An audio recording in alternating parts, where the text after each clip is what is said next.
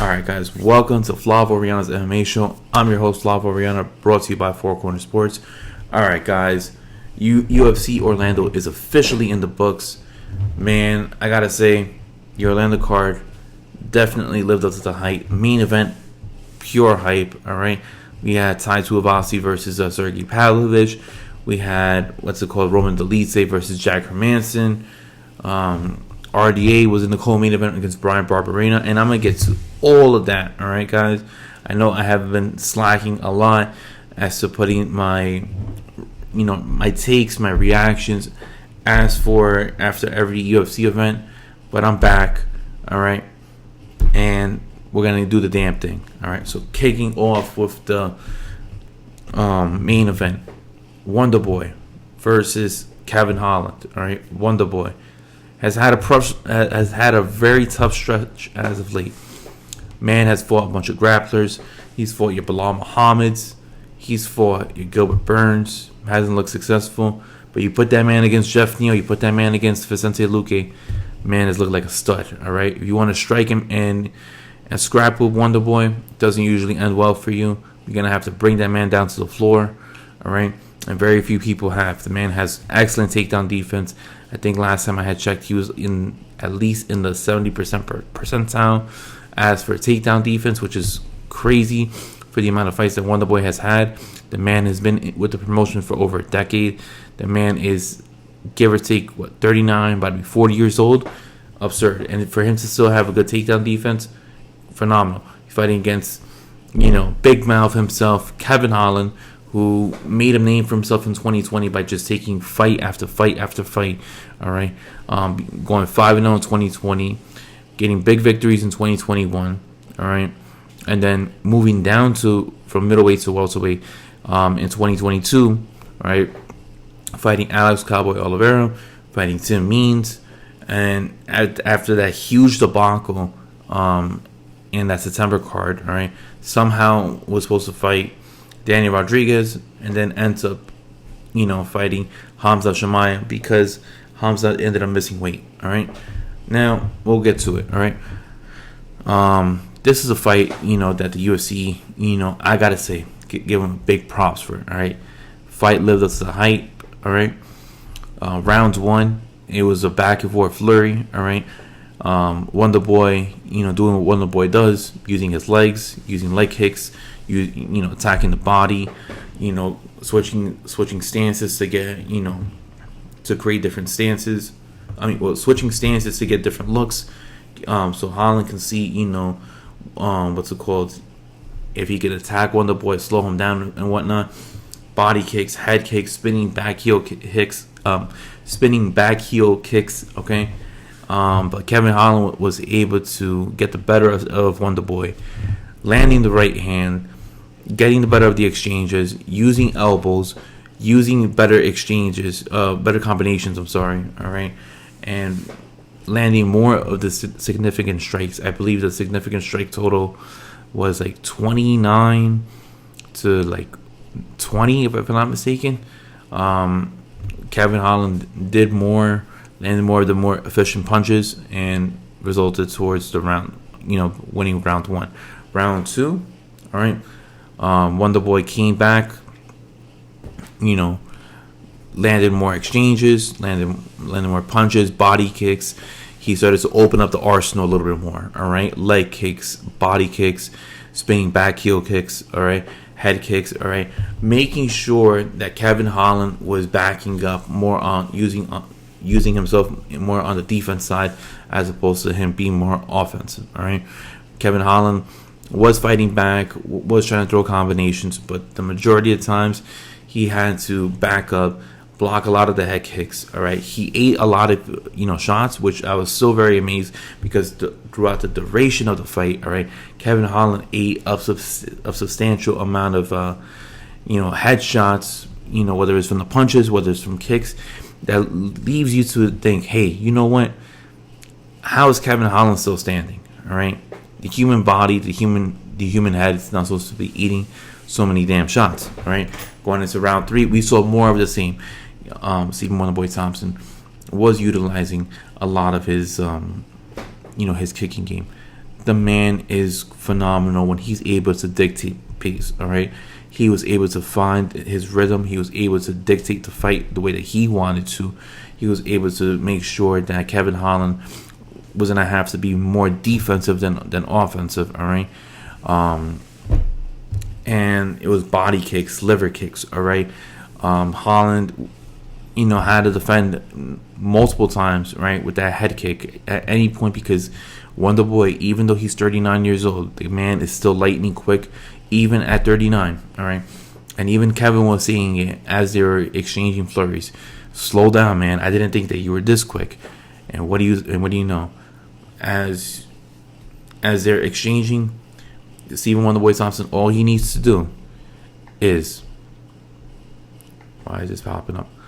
Stephen Wonderboy Thompson, all he needs to do is step back a little bit, do a spinning back heel kick, and then once again, Kevin Holland has to keep on guarding himself. All right. In one of the exchanges, I don't know if it was in round 2 or round 3, Kevin Holland stopped using the right hand, and I noticed it in round 3. I have to rewatch the tape, but it did appear. All right, I don't know if it's confirmed or not right now as we're recording, but Kevin Holland, to me, it appeared that Kevin Holland did break his right hand. I am no doctor. I am no physician. All right, I am not anything from the medical field, but the way that Kevin Holland just wasn't throwing that right hand, when he was throwing that right hand in the beginnings of round 2 and definitely in all of round 1, it made Kevin Holland a one-handed fighter, right? And that was a huge, boost into Stephen Thompson. Why? Because Stephen Thompson did realize that Kevin Holland wasn't using his right hand, all right? Same right hand that staggered Stephen Thompson, all right, in round 1, all right? And then going into round 4, Stephen Thompson just amped it up. His father just told him to open it up, open up the arsenal. All right, dictating pace. I mean, he hurt Kevin Holland with a liver kick. Kevin Holland throughout rounds 1 through 3, even when they got into a scramble and Thompson ended up falling. Right, Kevin Holland would get up and allow Stephen Thompson to get back onto his feet, because he did say going into this fight is that he was not going to be trying to wrestle with Stephen Wonderboy Thompson, because he wanted to give the fans a fight that they want. But once he got kicked in the liver, he had to just go with his instinct and just shoot for a takedown. Stephen Wonderboy Thompson was able to deny the takedown, all right, and then just continue with the onslaught of the flurry, spinning back heel kicks, head kicks, leg kicks, all right, and was able to give Kevin Holland his first knockdown in his UFC career, knocking down Kevin Holland, dropping him down to the floor. Holland, just trying to fight for his life, trying to continue the fight, until the bell rings, to ending the round. And luckily, he was able to survive. Now, in between rounds, I'm like, the arm looked shot after blocking so many leg kicks. I don't know how this man's jaw isn't like sagging down after eating so many, punches, kicks, and whatnot. All right. I remember I didn't mention, but in round 4, Wonderboy did, hit Kevin Holland right by the belt line. It did kind of make Kevin Holland feel uncomfortable. At one point, I don't know if Dan Mergliotta ended up giving the wrong signal, but everybody, even the commentating crew, thought that the fight was officially over, but he was just trying to say that he's calling time because Kevin Holland got hit below the belt. Now, they ended up resuming action, ending the round after the whole onslaught that Wonderboy proposed. Right now, in between rounds, Coach Bob Perez, same coach that Derek Lewis has, checked Kevin Holland. Looked at Kevin Holland, saw Kevin Holland just ate too many shots. The right hand, he has been using the right hand. The right hand, could be, broken if anything. He was like, you know what, fight for another day. Calls the fight off. Honestly, you rarely see that in MMA, but I truly do appreciate that from Bob Perez. Why? Because you see this in boxing. Boxing corners, they'll throw in the towel. They don't want their fighters to be, suffering from long-term, injuries down the line because they wanted their fighter to continue on, or they allow their fighters to fight, until they can't fight anymore. Me personally, I think coaches, should take that stigma that Bob Perez proposed today, that, it's okay to step in and throw the towel in for your fighter. All right. It's more important to fight, for the next fight, as opposed to leaving it all on the line, possibly, having, permanent brain damage or permanent injuries just because you allowed your fighter to, continue a fight that he has no purpose of continuing to. All right. Holland was a one-handed fighter at that point, possibly a one-armed fighter. All right. Because who knows what happened to the arm. All right. His arm was shot. He ate a liver shot that Holland didn't like whatsoever, that made him go for a takedown. And Stephen Wonderboy Thompson walks out with the victory. Now, congratulations to Stephen Wonderboy Thompson. Now, what's next for Wonderboy? I don't know. Wonderboy's in a very weird predicament. Why? Man lost to Gilbert Burns. Man lost to Bilal Muhammad. All right. What's next for him? Are you going to have Wonderboy fight Hamza Shamaya? No, that'll be a very bad matchup for him. Are you going to try to rebook Jorge Masvidal versus Wonderboy? You could possibly do that. I mean, Masvidal does need to get himself back into a victory. That's a good stylistically matchup for Masvidal. And Wonderboy, shows that he has power. Well, Masvidal, we know he has power. They're relatively close to age. I can see them making that fight. I think Wonderboy would need like 2 or 3 more wins, if anything, to get into like some serious title contention. All right. As for Kevin Holland, man, the man just needs to rest. That man ate a lot of shots. I don't see that man fighting, give or take, until I would say May, if anything. I know that seems like a long time for Kevin Holland. April, at the earliest, but man took a lot of beating inside that octagon. Right hand might be broken, right arm might be, broken too. What's next for him? Honestly, I would love to see them rebook the matchup between him and Daniel Rodriguez. I think that would be a very good matchup.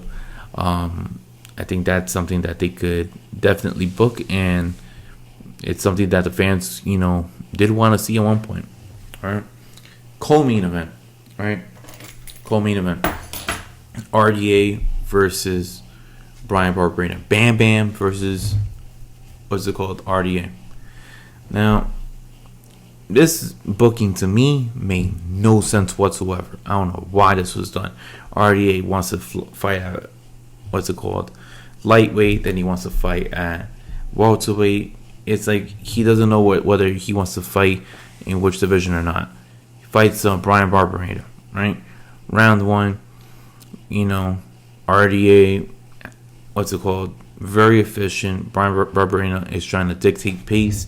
Doesn't allow Barberena to dictate pace. Has him against the wall. Takes him down, and immediately puts him into a triangle chokehold.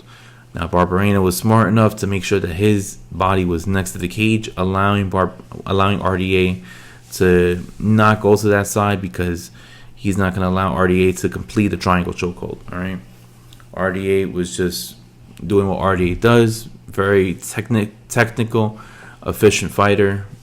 Wins round 1. Not much to be said. Rounds 2. All right. Round 2. RDA went to go, attacks the legs, punches the body. Barberena really doesn't have much of an answer.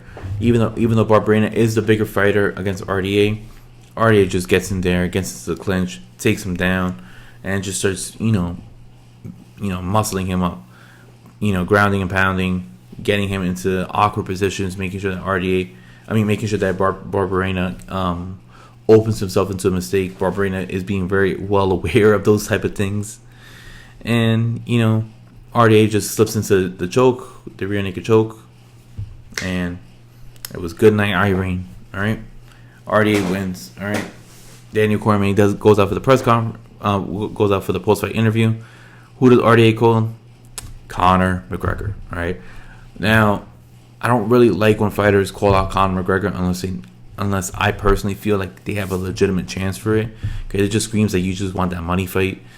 But I think RDA does have he does have something to lean on as for him trying to get into a fight with Conor. One, he doesn't like Conor, right? You seen, I think it was the International Fight Week of last year.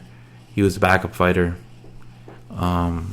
He was mouthing over Conor. They were trying to go back and forth with it.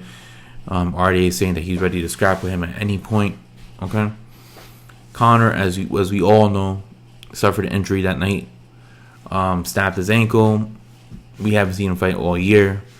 And now it's been said that he hasn't been being tested for USADA, right? Obviously, USADA is the anti-doping thing that the UFC does to check to see if you're, following regulations, making sure you're not taking steroids or any, performance-enhancing drugs, whatever, right? He hasn't been tested whatsoever. The man looks jacked. The man looks ripped, all right? They say that he will need to get at least 6 months worth of testing done, if I'm not mistaken, in order to be qualified for a fight. And RDA did say, hey, you know what? I see you're more than likely going to get cleared by July. I'll see you in July. Like the matchup. Just don't think that the UFC is going to go that route. All right? UFC is most likely going to go down the Michael Chandler route because that sells more. They can actually headline a card for that. All right? But I think RDA could be in the back pocket just in case anything does ever happen. All right? Matt Schnell versus Mateus Nicolau. It was a fight. It was a good flyweight fight. I was there for the Matt Schnell Sumaderji fight at the Long Island card. That was great. But Matt Schnell, missed weight, had to cut off his hair. Me and him have like similar hair.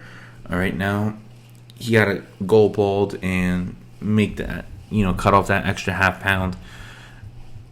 And Matt Schnell, I don't know if it was a weight cut or anything like that. But anytime Mateus Nicolau ended up connecting that right hand on the jaw of Matt Schnell, just instantly kept on dropping Matt Schnell. It's not the Matt Schnell that I saw that at the UBS card on Long Island. Excuse me. But what I did see is that Mateus Nicolau is a player in the flyweight division. Now, he did announce that he doesn't have any more fights left on his contract. It's a question, is the UFC going to bring him back? I think so. I think they'll bring him back just because, another player to be added into the mix for the flyweight division. Brandon Moreno, I don't think has ever faced Mateus Nicolau, so they can add that if Moreno does win. If not, then Figueiredo would have to face maybe Mateus Nicolau or Alexandre Pantoja, all right? So there's, another contender in the flyweight division. Pretty exciting stuff right there, all right? But the fight that I'm looking forward to right now, sorry that we're at the 18th minute mark, but the fight that I wanted to talk about is Tai Tuivasa versus Sergey Pavlovich. Now, this is the fight that I was craving. Anytime you could get Tai Tuivasa versus, anybody on a fight night card, sign me up. I mean, Tai Tuivasa has been on, pay-per-views for, since who knows, I think the last time we saw him on a fight night was against, I don't know, what was it, Harry Hunsucker, if anything. That was 2020. Yeah, it was probably like 2020. All right. Tai Tuivasa versus Sergey Pavlovich. Sergey Pavlovich, last time we saw him fought was in that Dallas card, the ending of July, when he ended up dropping Derek Lewis. Now, Derek Lewis, controversial type of ending of the fight.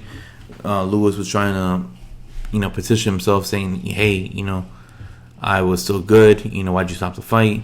But man, Sergey Pavlovich did, knock out Derek Lewis. And then going into this fight, I'm thinking, we don't know too much about Sergey Pavlovich. We do know about Tai Tuivasa. We do know that Tai has a chin, that Sergey has a chin. And you know what? I still don't know if Sergey has a chin because this man just decided, was just efficient, was accurate on his punches, landed the right hand, dropping Tai, making it all bloodied up in under a minute, getting the knockout victory. Having Tai Tuivasa just try to defend himself, from just pure heart. All right. And Sergey Pavlovich just gets the victory, just runs through Tai Tuivasa. All right. I was just sad. I was disappointed. I wanted to see Tai win. I wanted to see Tai get close enough to the belt. But I just think that now we added another contender chasing for the belt for the heavyweight division. I think this guy is somebody that I would like to see fight Francis Ngannou. All right, but I think Sergey Pavlovich's next fight is against Cyril Gane. Now, Bon Gamin, the French prince, all right, Cyril Gane, all right, Cyril Gane, all right. I think that he might have his hands full, just because he's not Tai Tuivasa, who's gonna just chuck him and just swing, out of his shoes. All right, he's not gonna be like Derek Lewis, who's gonna be, being very flat-footed. No, Sergey Pavlovich, this guy's a monster. This guy's a Russian beast. All right, and this man has lunchboxes of hands, and I think that the accuracy of Sergey Pavlovich versus the consistency and the rangy of Cyril Gane makes a great fight that we can see. Hopefully they put that as a fight night main event in front of a crowd. If not, I definitely see that being part of a pay-per-view. I would say maybe like a feature pay-per-view fight somewhere in the main card. All right. And then we have Roman Dolidze versus Jack Hermansson. Man, I was jumping up and down for this fight because I have such high hopes for Roman Dolidze. I have one thing in mind. Flyweight, if you're going to gamble, it's flyweight unders, and never bet against Roman Dolidze. Man, I placed a bet on Roman Dolidze in round 2 finish, and it hit. All right, Jack Hermansson was supposed to fight originally Derek Brunson. Derek Brunson had to pull out. I believe it was because of injury. In comes Roman Dolidze. Dolidze comes in after knocking out Phil Hawes just a couple weeks back. But man, Dolidze is just, the man can scramble. The man is great off his back. He has fantastic jiu-jitsu. If you're going to be, just trying to scramble with him, bad idea. Man had Jack Hermansson in a triangle chokehold. Then he converted that into a leg lock and a heel hook. Then he could try to convert that into an arm bar. And then all of that. And then he did something of a John Cena move where he pinned the back of the leg, and he laid on top of it, neutralizing Jack Hermansson, laying him flat on his stomach. And then all Roman Dolidze had to do was just continue punching, as Hermansson had nowhere else to go but except to block the back of his head. All right, resulting in a victory. And then main card opener, it was Nico Price versus Phil Rowe. Man, Phil Rowe, this guy looks like P&B Rock. I'm not gonna lie to you, but Phil Rowe looked pretty good, today. Nico Price, we haven't seen him since late last year. Had a couple knee injuries, was trying to recover from it. But Phil Rowe looks like the real deal. Man's tall, man is lengthy. Man looks like he could be a good player at welterweight. I don't think Nico Price may be the same after those knee injuries that he had to recover from. But Phil Rowe, after what he ended up performing today, his matchup, the way that he was able to piece up Nico Price, hurt him, the way that he was able to survive, the onslaught that Nico Price cardio and the pressure that he allowed. I like to see what Phil Rowe's future is going to be looking like in the welterweight division. And we had a couple of good prelim fights. Michael Johnson versus Marchukasi. Marchukasi was trying to wrestle 0 for 5 on the takedowns. Michael Johnson landing more of the efficient punches. The Menace. Michael Johnson gets the victory. Love to see that. JSP, man, this kid JSP, Jonathan Pierce, looked pretty good against Aaron Elkins. I remember watching his first fight. All right, that Boston card, I think it was October 2018. It was when Dominic Reyes was headlining the fight against Chris Weidman. But JSP making his debut against Joe Lozon. Lozon made quick work of him. But ever since that loss, and that was the only loss he had in the UFC, the man has looked phenomenal. Has made vast improvements in his game, in the striking department, the grappling department, his ground game, clinch game, everything. The man is looking like a true player at featherweight. I do think that JSP has a high ceiling, in the featherweight division. But that's just my opinion. All right. But yeah, guys, thank you for tuning in. I haven't done one of these in a while. Gonna get back onto the grind, and I will be doing more of these, consistently. All right. Until then, guys, thank you for tuning in. I'll see you guys next time. Till then, peace out, guys, and have a good one. See ya. Peace.